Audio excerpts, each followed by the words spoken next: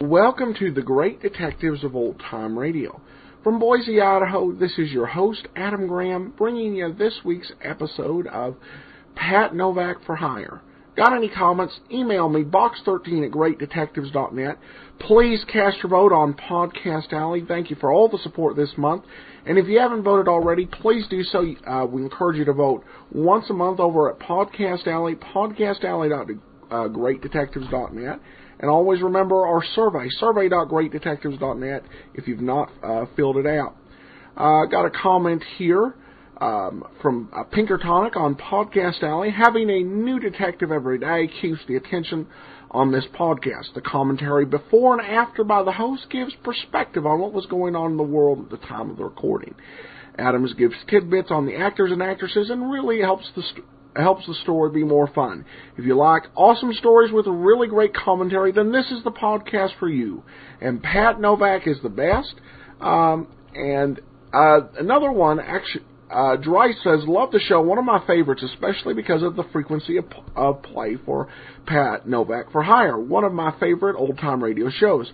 Pete Kelly's Blues would be a great addition, but because the formula of the two shows are so similar, right down to Tudor Owen, as Jack Webb's down rum-soaked sidekick, castigating the hero before he helps out, it might be a little redundant, but redundant ain't always bad. Well, it's not always bad, but we want to save some of these, because, once we run out of a show, then we move on to the next one. So, you'll get... we've got 6 more weeks counting this week of Pat Novak, and we will end up doing Pete Kelly's Blues. It's a little bit later down the line, but keep listening, and thanks so much for everybody listening to the show. We're going to get into today's episode of Pat Novak, the Geranium Plant, in just a moment. But before we do, I want to encourage you as you make your travel plans for the new year. Remember Johnny Dollar Air. JohnnyDollarAir.com is Priceline.com, which I will go ahead, in addition to supporting great old time radio, you're also helping to support William Shatner, if that helps. But more than that, you're going to get some great deals on airlines, hotel tickets, cruises, rental cars. Check out JohnnyDollarAir.com for all your travel needs in 2010. But without any further ado, it's time for the Geranium Plant.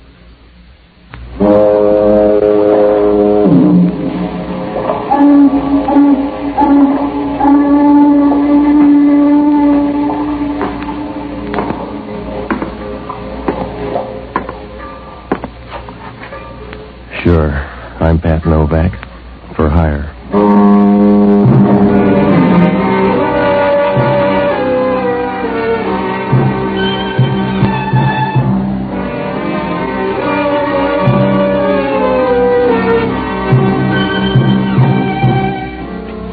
That's what the sign out in front of my office says.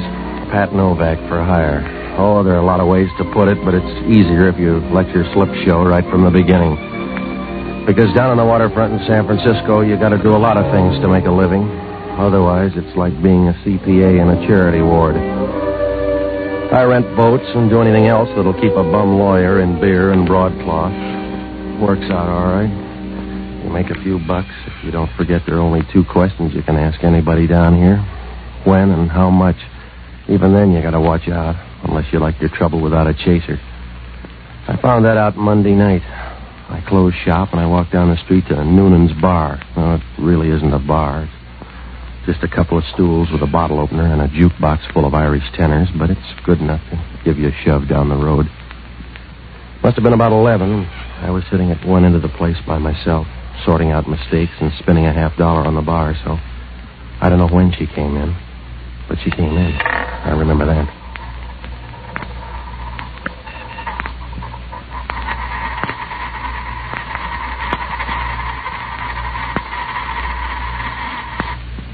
Does it always come up heads? If you're lucky.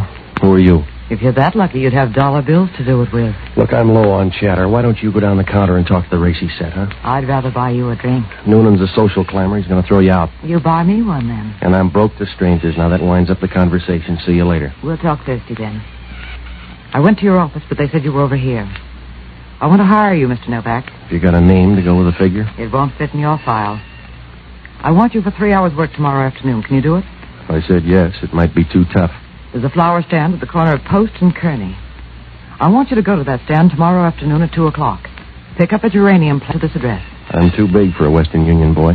Are you too big for $50? No.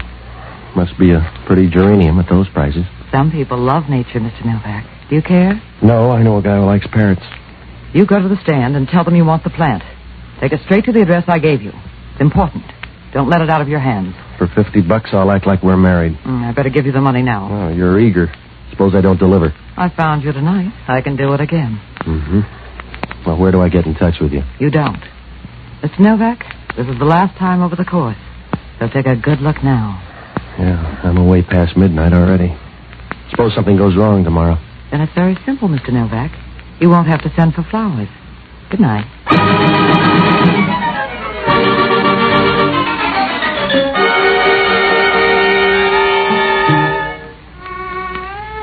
I watched her as she turned and walked out the door. She was wearing a flowered print dress, and as she walked, the roses kept getting mixed up with the daisies.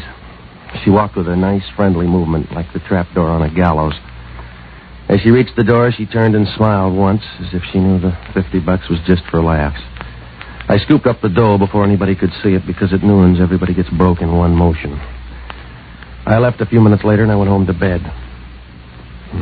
I dreamed real good on $50, so I felt good the next afternoon when I got to the corner of Post and Kearney. The flower stand was there, all right, and I leaned against the storefront to watch the guy for a while. Maybe I should have known then, because right away I got the idea he didn't know what he was doing. But you can say that for a lot of senators. So I let it ride. When the jewelry store clock across the street said 2 o'clock, I walked up to him. Can I do something for you? Yeah, give me a geranium plant. What kind do you want? Big one, small one, I don't care. It's 2 o'clock. I'll take that kind. You want a geranium? Look, it's going to get dark. You got that long to argue? Here's the one you want, then. If you say so. You want to wrap it? No, it's all right. You carry it that way. Well, I'm going to look real funny walking around with a handful of geranium. Why do you want one, then? Uh-huh, I see. You don't feel like talking about it. No, just take it and be happy. Yeah. How much? Nothing doesn't cost a thing. Suit yourself. You won't make much dough that way. I'll make even less talking to you. Just take the plant and be careful. No?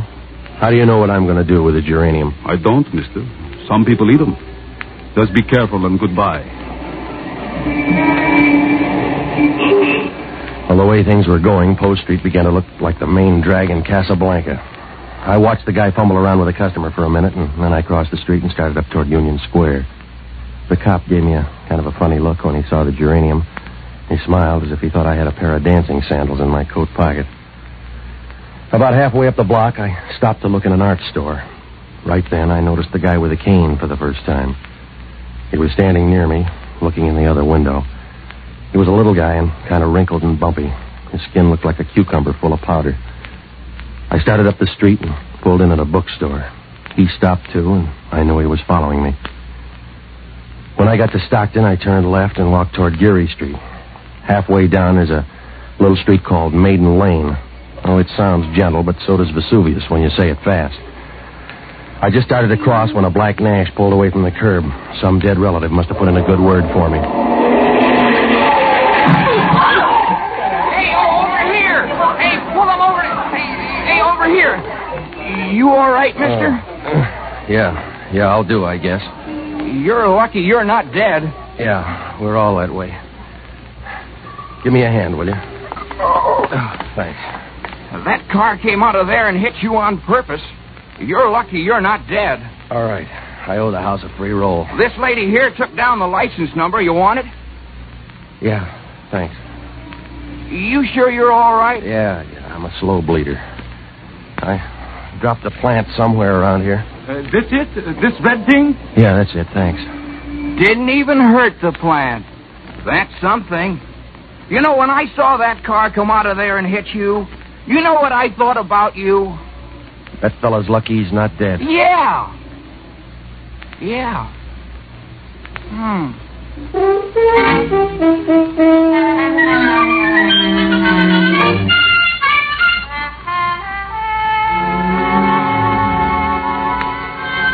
Well, I looked around, but the little guy with the cane had disappeared. As I crossed Union Square, I kept looking around, but he was gone. Well, I tried to forget about it, but I couldn't get it out of my mind. It kept coming back and showing up again like a bad reputation. Why had the guy started to follow me and then stopped so suddenly? And how about that guy in the car and that $50 geranium? Well, I got a cab over at the St. Francis stand, and I rode out to the address that the girl gave me. On the way, I looked at the flower. From what I could see, it was just a geranium planted in a little wooden box. Like all the rest of them, it bloomed unevenly with buds that looked too nervous to come out, like a debutante with thick ankles.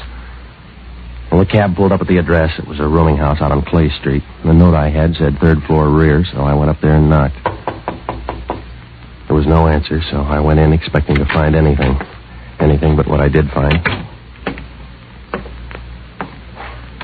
Hello? Go away. Go away and leave me alone. She closed her eyes and stopped talking. She was so sick it showed like a searchlight in a cave. Her complexion was pasty and the color of a November sky. She had no expression on her face, just thin lips drawn so tightly the rims were white. No, she wasn't ready to quit yet, but you could tell she'd been papering the house for years. And you wouldn't want to bet on her. She was going to last about as long as a warm snowflake, it was easy to tell. You got a bad cough. You need some sun. I need more than that. Yeah, I guess you do. Who are you? Relax. I'm not the welcome angel. I just brought you some flowers. Is it a joke from somebody? I don't know, lady. With me, it's a $50 hustle. They're your flowers, so you work out the right answer. Go away. Go away, please. You want the flowers? You brought them for me, didn't you? Leave them and go away. Well, it's just a geranium. I'm going to leave it on the table. Why'd they send you? My reason was $50. Did you come to hurt me? I don't know. Do you rate it? Oh, I'm too tired. You couldn't really hurt me, could you? Thank you for coming. Thank you for your kindness. Sure. If that's what it is, you're welcome.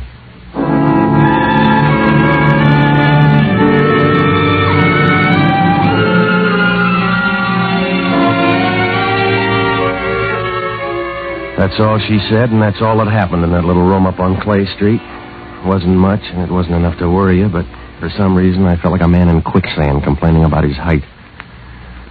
When I left there, I took a car down to Market Street, and I had dinner. Well, it didn't go right because I kept thinking about this afternoon and last night. Who did she mean by they, and where did all these people fit together? The guy with the cane, the gal that gave me the $50, and the little chair about a maiden lane.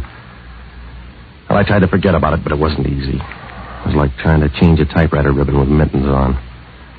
After dinner, I went home. It was about 8 o'clock, and when I got in the apartment, it was dark. Before I had a chance to put on the light, I knew somebody was in the bedroom. I walked over to the door. In the dim light, it looked like a walrus in pants, but it turned out to be Inspector Hellman from Homicide. Hello, Novak. I just dropped in for a chat. Do you always chat with your hand in the bureau drawer? It's restful. I've been looking over your stuff. Is this a social call, or are you out stealing? Where you been, Novak? What do you care, Hellman? All right, I'll tell you where I've been. In a 3rd-floor room out in Clay Street. I left one this afternoon. It's the same one. Your fingerprints are all over the joint. I'll bet you checked everywhere. What were you doing out there? Delivering flowers. Is that your best try, Novak? It's the best I'm going to do for you. If you don't like it, check with a woman out there. I brought her flowers and left. What woman? The one on the couch, a black-haired girl with a half-dead look. You're wrong twice. Huh? There's no girl out there, unless she's tattooed on the guy's chest. Oh. And that guy doesn't have a half-dead look. It's better than that. All the way. That's right. He's dead enough to pray for. Will that do?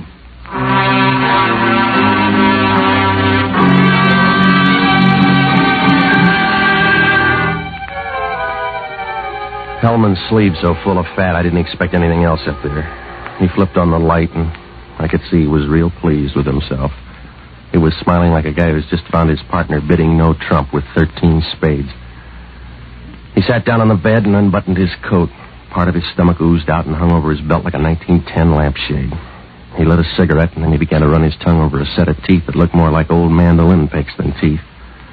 He blew smoke and looked about as appetizing as a piece of squid pie. Must have been a short argument, Novak. The coroner says the guy checked out in a hurry. What else does the coroner say? That it was good poison.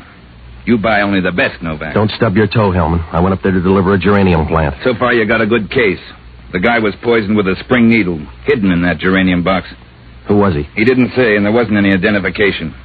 Do you want to help? I don't know, Hellman. When I was there, we were doing Camille. Some ghost woman was dying on the couch by inches. It was her room. You better check. We did. The room was rented 10 days ago by a man named George Langley. The landlady says there's never been a woman in the room. That's what all landladies say. Wake up, Hellman. I stood there and watched her shake like a dust mop for 10 minutes. You can follow up on her and then check that flora stand at Kearney and Post. What do I check for, boll weevils? He's the guy that gave me that geranium plant. We'll check. I want you down at headquarters by midnight tonight, Novak. You can talk to yourself till then. After that, you talk to us. I'll make it up from here on, Hellman. You don't like it the other way. Suit yourself, Novak. You know when you're due. In the meantime, we'll find out what we can. I can't wait that long, Hellman. You couldn't find a tractor on the back porch. I'd hang if I waited for your boys. That's what you're going to do. And at midnight, you can dangle as high as you want. I don't mind as long as my feet are on the same level as your head.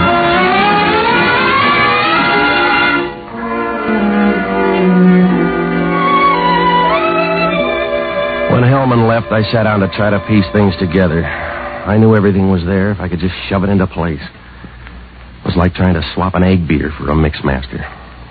I was pretty sure there was something about the geranium plant I should remember. One little thing that threw everything else out of focus. Well, I finally gave up. I was $50 ahead and one murder rap behind. Depends on how you like your fun. $50 is all right, but the pleasure's limited. Like giving somebody a hot foot in an ammunition dump. If I was going to drag the town, I needed help. So I looked up the only honest guy I know. An ex-doctor and a boozer by the name of Jocko Madigan. Oh, he's all right for a guy who thinks people with steady hands are lazy. I finally found him in a little tinsel joint on Mason Street. It was high class for the neighborhood. The smoke was only a week old, and they had a cigarette girl. A long, leggy biscuit that wandered around trying to sell a sour smile at sweet prices. Jocko was down at the end of the bar rolling some olives back and forth. The rhythm was fine. Ah, Patsy, you're just in time to help me off the wagon. A stout glass for Mr. Novak. No, I want to talk to you, Jocko. Oh, Patsy, confidentially, I hate martinis. I just drink them for the vitamins. Everybody should have a few vegetables, and I have chosen olives. Look, I'm in trouble, Jocko. Will you sober up and talk? I could do that easily. I've done it 2 or 3 times, and it's no trick at all. But I refuse because it's a vulgar display of willpower. Will you stop, Jocko? You know, Patsy, there are only 2 things that could cause my downfall. Whiskey or women. I'm not particular. You find a nice old widow, and I'll quit this stuff. All right. Some plump old party with a memory as vivid as my own. Preferably somebody rich enough to convince me the lines in her face weren't put there by worry. Oh, stop it, will you?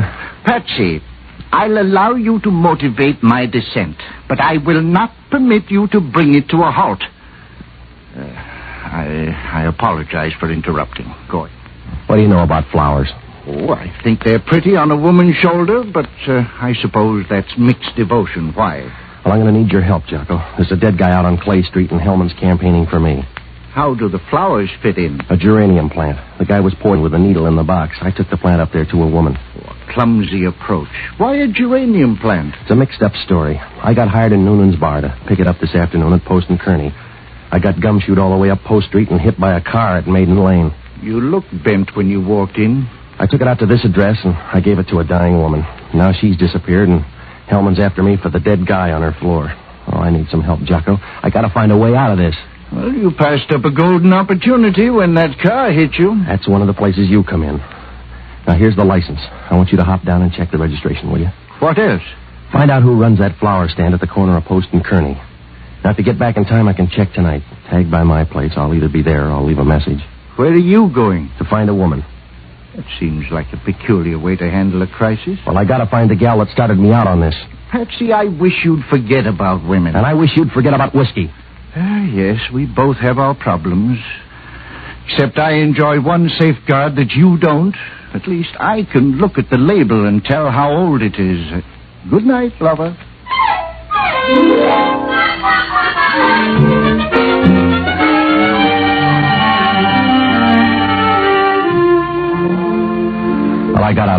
by Noonan's place. I asked him if he knew the girl in there last night.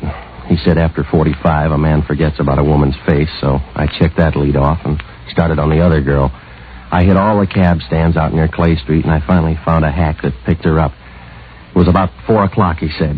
She had luggage and rode over to Janet Street on Telegraph Hill, but he couldn't remember the address at the best rates in town, so I checked off that one, too. From here on, it was going to be a rough ride.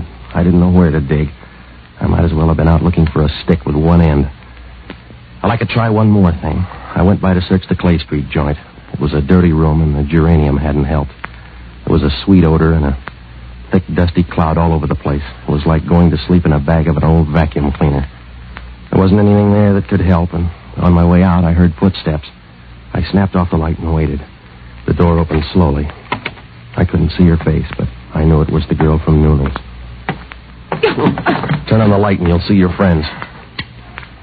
Well, Mr. Novak. Sit down. Let's talk. In here? Why don't we drop by a gymnasium and get some fresh air? We can start with your name. It's Evie. Say your piece, Mr. Novak. I've run out of $50 bills. Yeah, that's the way it is with my patients. Who killed the guy? I don't know, Patsy. I can narrow it down to one county for you, but after that you'll have to do your own sorting. The police think I did it. Maybe you did. You look big enough to carry the load. I don't care, Patsy. I'm not going to weep. I've got about 3 tiers left, and he isn't high enough on the list to rate one. Who was he? And how'd you find out he was dead? There's generally a dirty rim in the wash bowl. His name was Charles Dowd. Don't worry about him. He was a small-time guy set to fast music. Well, I'm going to worry about him because Homicide's worried about him. Then worry in a calm way, Patsy. If you do it that way, I'll help. Sit down. Now, look, lady, you better help out or I'll lose your teeth for you. Patsy, you're tough. And everything, I guess. Who runs that flower stand? It wouldn't help. When he gave you that geranium, there was nothing wrong. For $50, there had to be something wrong. It wasn't full of poison. I know it was in there, and it wasn't poison. Somebody made a switch up here. What happened to the girl? I don't know. Relax. You're going to use up all that nice energy. Look, sis, you can haul in those long legs and give me some answers. I'm going to haul them in long enough to ask a few questions. My turn now, Patsy. Back over toward the door. You can talk on your way. Yeah, you look good with a gun. You made a deal with George.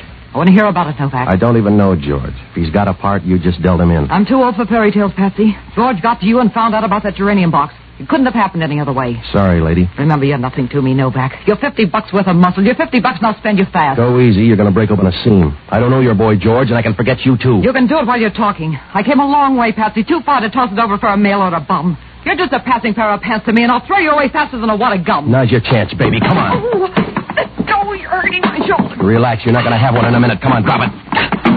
Now, reach down for that gun, and I'll jam you in the basement faster than a ton of coal. All right. Now, let's hear you talk.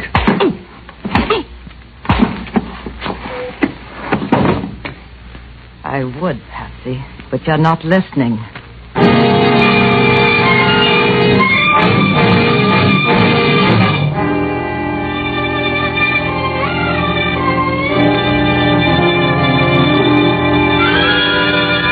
That's what happens when you don't watch the door.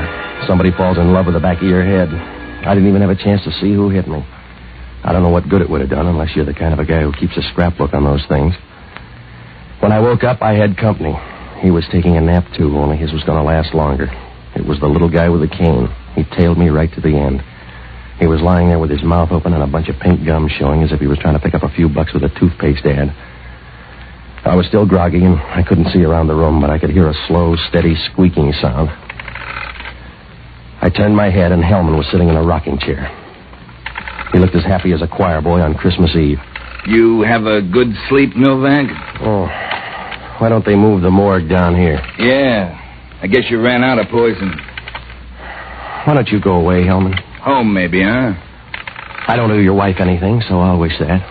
Who's the guy? I don't know. You looked chummy when I got here. I don't know, Hellman. He followed me all over Post Street this afternoon. Check him yourself. I did. There's nothing on him. I'll bet his gold fillings are gone now. Your trial run was a guy named Charles Dowd. I know. He was arrested in 1942 on suspicion of espionage. He's in business again. A whole bunch of them are, and the kicker has something to do with that geranium plant. What bunch? These dead guys and a lot of others on the same schedule. It's that geranium plant. It all started at Post and Kearney. You better check that florist stand. Don't you ever get tired, Novak? Huh? We checked the florist stand at Post and Kearney. The answer's no. Did you talk to the guy? No, because there is no florist stand at Post and Kearney. You're crazy, Hellman. I got a geranium plant there this afternoon. There's no florist stand at Post and Kearney. If you got a geranium, it was grown out of a crack in the sidewalk.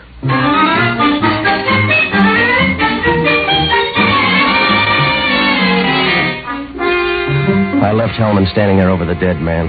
The little guy was looking up at Hellman with a dull, bored look like an usher in a burlesque house. I was sure now there was something about that geranium I'd missed. If I could find the string and pull it, the whole thing would unravel. The questions were piling up, and there was only one answer. Who got to that box and made a switch?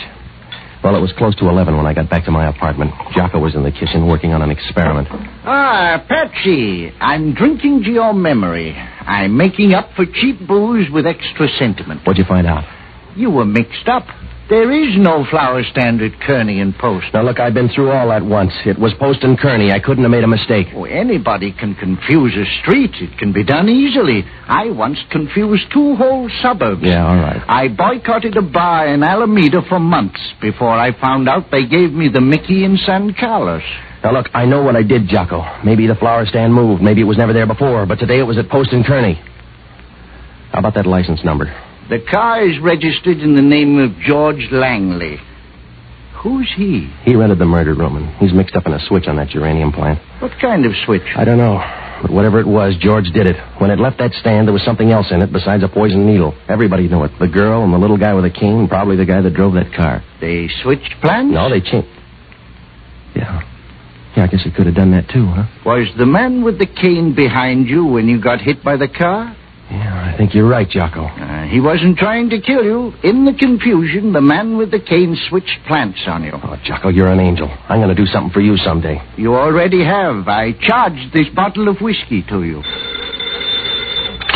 Yeah, Novak talking. I got news for you. Mine's good, too. That poison needle plant was engineered by the little guy with a cane. We identified him. His fingerprints match an espionage agent called George Langley. Well, he was due any minute. There's nothing else on him except he lived in a place up on Janet Street. So it happened that way. Huh? That's where the other geranium is, Hellman. You better get up there before they ring down the curtain. That other plant's going to draw all the boys and girls. What does that prove? Nothing, except you haven't got any business bothering a flower unless you're a bee.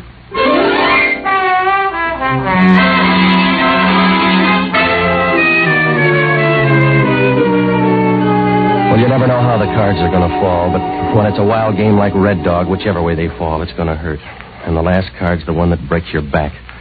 So when Hellman hung up, I grabbed a cab and rushed out to Janet Street. It's a little short street draped down the side of Telegraph Hill like a torn ribbon.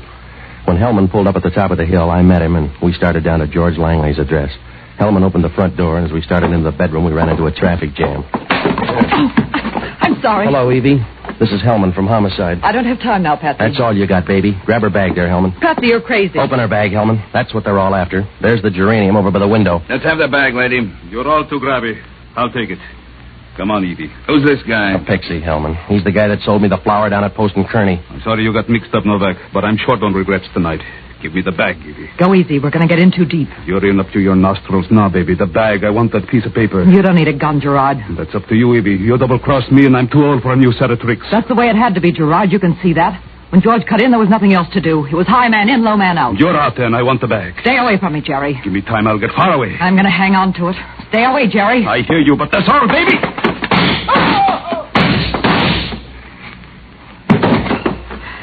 Give me a hand, Patsy. You're going to need more than that, Angel. Help me to the couch. Sure, come on. There you are. Thanks, Patsy. You didn't owe me that. I can't take it back now. How's Gerard? He bleeds big. If I wasn't so tired, I'd laugh and laugh. No, I wouldn't do that, Angel. You're going to be there in time to hear the echo. What's in the bag? A formula. One other thing, Pat. Yeah? One other thing. What'd she say? I don't know, Hellman. She took it with her. Where does that leave us? Short one girl. She's in the apartment or on her way up. Don't look too hard, Mr. Novak. How many more are there? She's the big act. How do your friends look, sweetheart? They look the way they should. Oh. They watched me get sick. They didn't do anything about it. They sat around waiting for the last ounce of blood to dry up. You better go with Hellman. Please take me when you have a chance. Take me. No. Yeah, you're more than ready. Oh, I think they look wonderful. They let me work for years. They let me get this way. And then they sat around to listen to my heartbreak.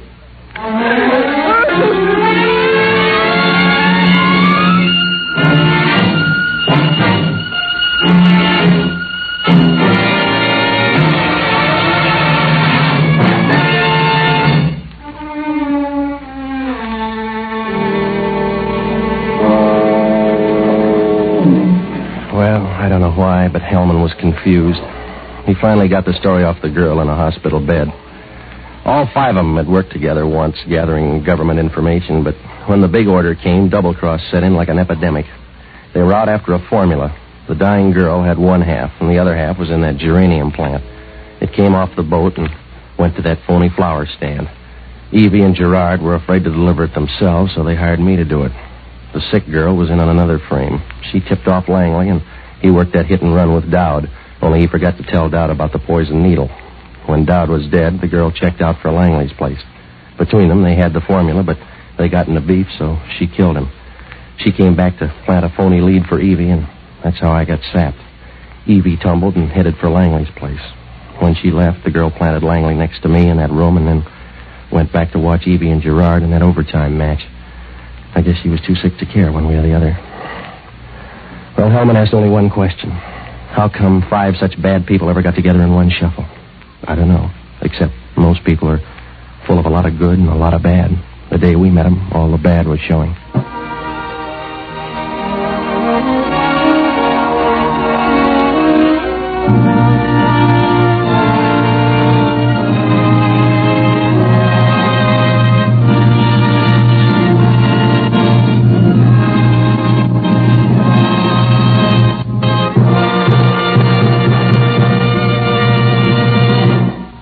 The Armed Forces Radio Service has just brought you Pat Novak for Hire, starring Jack Webb. Pat Novak is produced by William P. Russo. Jocko Madigan is played by Tudor Owen. Inspector Hellman is played by Raymond Burr. Music was composed and conducted by Basil Adlam. Be with us again next week when over most of these same stations we'll bring you Pat Novak for Hire. This is the United States Armed Forces Radio Service, the voice of information and education.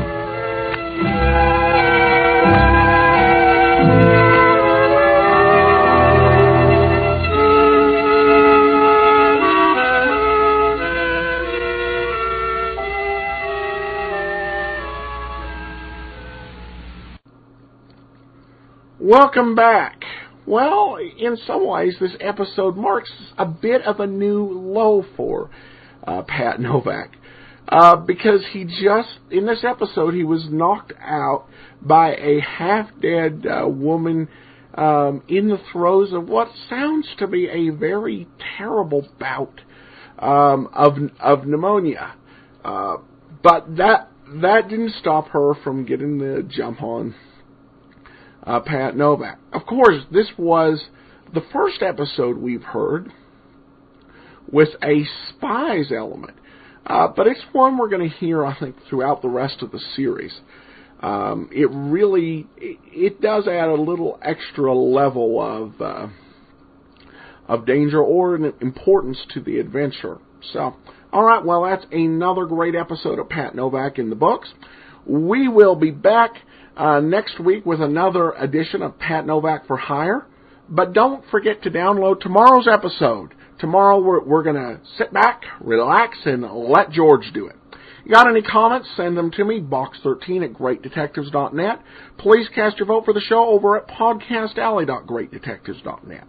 From Boise, Idaho, this is your host, Adam Graham, signing off.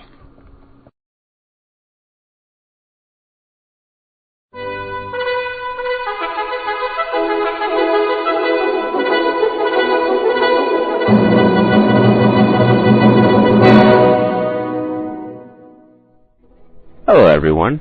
My name is Andrew Ryans. I'm the host of the Old Time Radio Daily Westerns. I'm inviting you to check out my podcast. It's a daily show about old time radio westerns, which include The Lone Ranger, Cisco Kid, Tales of the Texas Ranger, Gunsmoke, Challenge of the Yukon, and many more. Go to our show notes site, otrwesterns.com. That's otrwesterns with an S.com. or search in iTunes for Old Time Radio Daily Westerns. Thanks, and hope you enjoy.